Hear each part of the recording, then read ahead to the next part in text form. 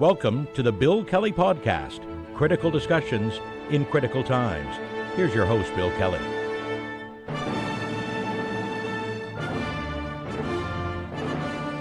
Hey, welcome to another edition of the Bill Kelly Podcast, critical discussions in these critical times. I'm your host, Bill Kelly. We, and by that, I mean the world, are going to be talking about the World Economic Summit and the participants for a long time to come. They already are globally because of the reaction to Mark Carney's speech, and we talked about that on our last podcast. And it's coming down now to Donald Trump versus Mark Carney. That seems to be the way that we're going to be remembering this because of Carney's speech, and juxtapose that with what the comments that we got from Trump when he got there the next day. Social media is crazy about this stuff right now. One of the themes and one of the questions being asked right now is Donald Trump. Did he really threaten Canada and Mark Carney in his speech the following day? I got to get to that. I got a clip that I want to show you in just a couple of minutes. First of all, though, this is one of the things that's active on social media, and the way that Carney is being perceived globally, even before the speech, but more so after his speech to the summit, and Donald Trump arrival the next day. And I just want to play the two of these back to back and give you some idea as to what's going on. We'll start with Mark Carney, first of all, when he showed up at the summit. Typical, of course, the Canada jet, and he's being met by dignitaries when he lands. And the limos are there, and there's some other folks there, and there's some shuffling on. And this is a meme that actually has been going all over social media these days, and it's the respect, I guess, that Carney is getting globally, probably not just because of the summit, but even before that, the G20 in Johannesburg and other speeches that he's made. I've mentioned this before on the podcast. People around the world, especially political leaders, are paying attention to this guy, and you can see that even from the time he gets off the jet. So here's Mark Carney arriving in Davos for the conference. Or do you think you're the coolest guy in the parking lot? And then this guy shows up.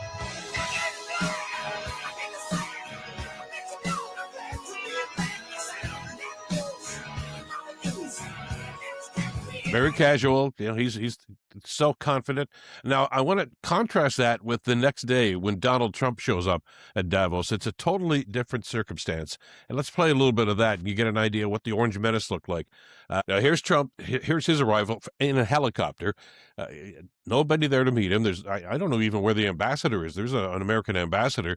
I guess it was too cold for them to be standing out there waiting for him. Now, in fairness, there were some travel problems. Apparently Air Force One had some technical problems, had to turn back, and Trump had to landing back in Washington. I guess he hitched a ride on a transport truck or something and finally got there.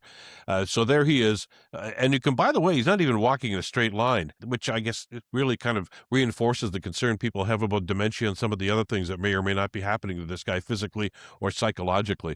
But that's Trump. And you can see when you zoom in, he's in a bad mood.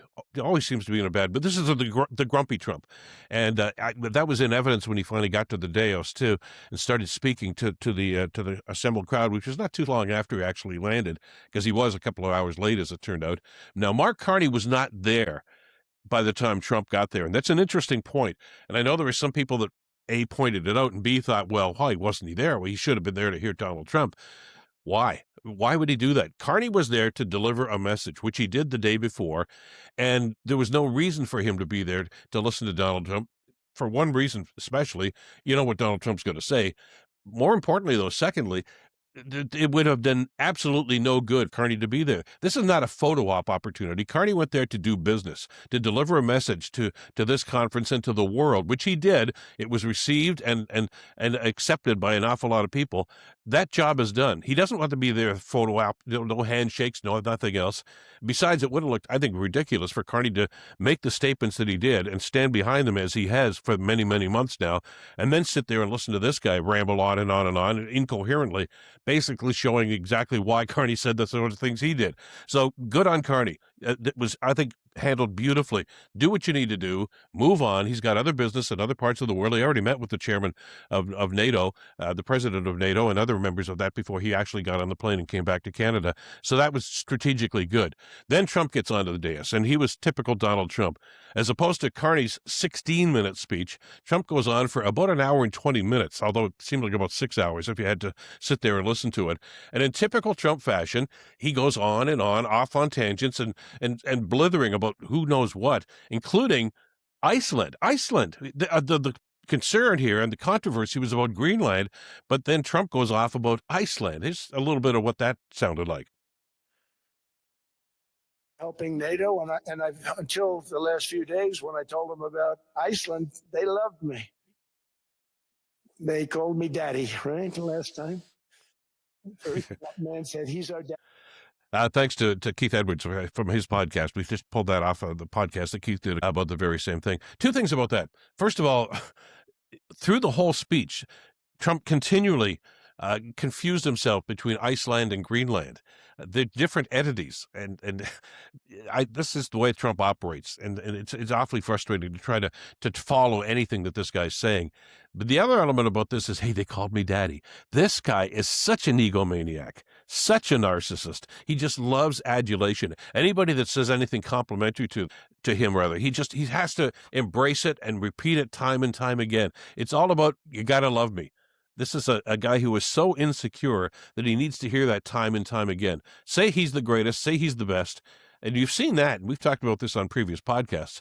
The odd time that they have actual cabinet meetings in Washington, where they're all around the big table, it's really just a big love fest. They all go around the table, and all the people in Trump's cabinet basically say, "You're the best, you're the great. Oh, we love you. You did this and you did this. No, greatest president of all time." He feeds off this sort of stuff and repeats something like that. And Iceland, which has nothing to do with anything, but there he is. Now, the speech eventually got into some of the important topics, and one of them being Carney's comments from the day before, which by this time had gone around the world and received all this very, very positive feedback from world leaders from coast to coast to coast and all over the place. And you could tell that Trump was pissed about that, because Trump has to be the center of attention. And clearly, by the time he got there, Carney had stolen the spotlight. And everyone was talking about Carney, and everybody knew exactly that Carney's comments about the way the world was being run these days, which was badly and unfairly, had a lot to do with Donald Trump. And this is the way Trump responded. All we want from Denmark for national and international security, and to keep our very energetic and dangerous potential enemies at bay, is this land on which we're going to build the greatest golden dome ever built. We're building a golden dome that's going to, just by its very nature, going to be defending Canada. Canada gets a lot of freebies from us, by the way. They should be grateful also, but they're not. I watched your Prime Minister yesterday. He wasn't so grateful.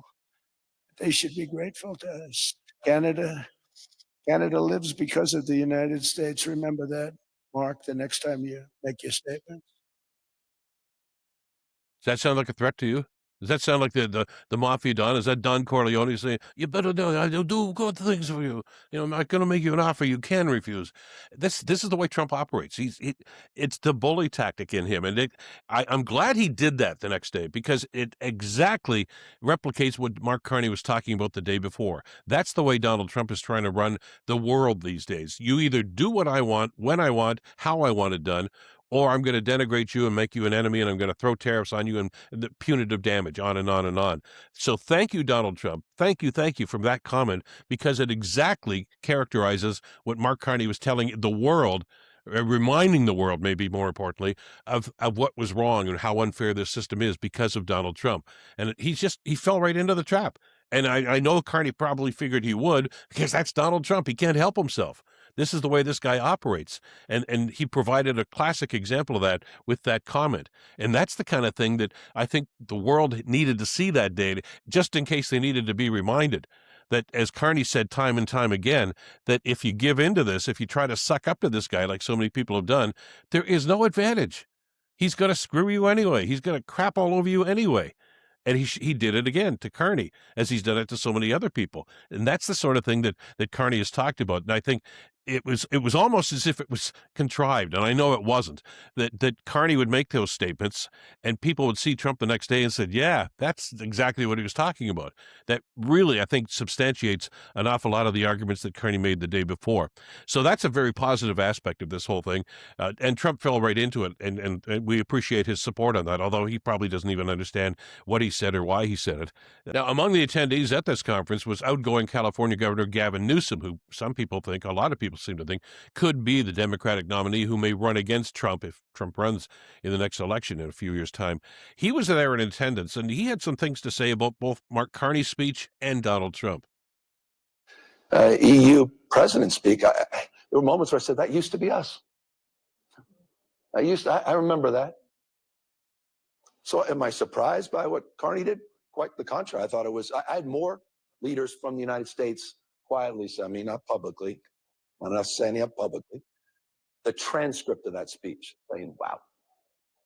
They were, I mean, Donald Trump said yesterday, he brought it up. You know everything about Trump because it's what's not in the teleprompter.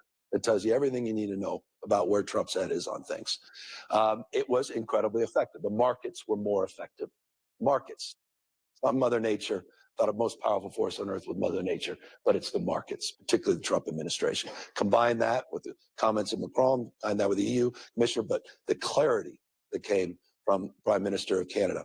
But the fact that he went to China, came back with a deal, started introducing low-cost, high-quality electric vehicles, not made in Michigan, Detroit, but overseas into Canada. It says everything you know about the recklessness of America's foreign policy. Interesting perspective from Gavin Newsom, and I'm sure we're going to hear more about him as we draw closer to the next federal election down in the States. Quick little snapshot of some of the stuff that's going on, and there's a lot more to come on this in the days, weeks, and probably years ahead. But we're going to look back on this day and this conference and that speech by Mark Carney and say that was a turning point. And hopefully we'll be able to talk about some of the great accomplishments that not just Canada, but the world are going to make because of that change of mind. And we can think back to this day and say that's where it started. That's one of those things that I guess kind of makes you feel proud to be a Canadian, doesn't it? That's it for this edition of the podcast. Thanks, as always, for being with us. If you're on YouTube, please hit the notification bell and pass the word on to others, won't you? And thank you to everybody for your subscriptions. Your support through those subscriptions really helps us to continue to do the work that we're doing here, and we really do appreciate that. Our thanks, as always, to Madeline Kelly for the great work producing the program and putting it together. Until next time, I'm Bill Kelly. Stay in touch and stay informed. Bill Kelly Podcast brought to you by Wizen's Law, personal injury lawyers. Listen, you didn't choose to get injured, but you can choose the right lawyer. Wizen's Law, 905-522-1102 or wizenslaw.com.